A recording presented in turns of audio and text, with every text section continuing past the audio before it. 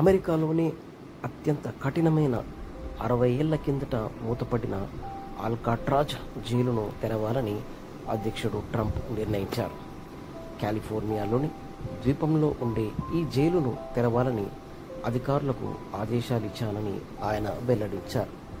ఈ జైలు నుంచి అమెరికా ప్రధాన భూభాగంలోకి రావడం అత్యంత కష్టం.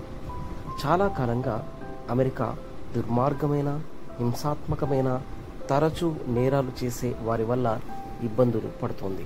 వారు దేశానికి ఎటువంటి సేవలు అందించకపోగా బాధపడుతున్నారు.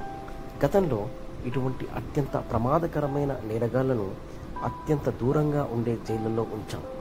ప్రజలకు ఎటువంటి హాని చేయలేనంత దూరంలో వారిని పెట్టాం.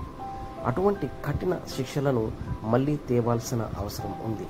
అందుకే మళ్ళీ ఆ జైలును పునర్నిర్మించి తెరవాలని జైళ్ల శాఖ, న్యాయశాఖ, FBI, హోంల్యాండ్ భద్రతా విభాగాలను ఆదేశించా అని ట్రంప్ తన సోషల్ మీడియా వేదిక ట్రూత్ ద్వారా ఆదివారం సాయంత్రం వెల్లడించారు.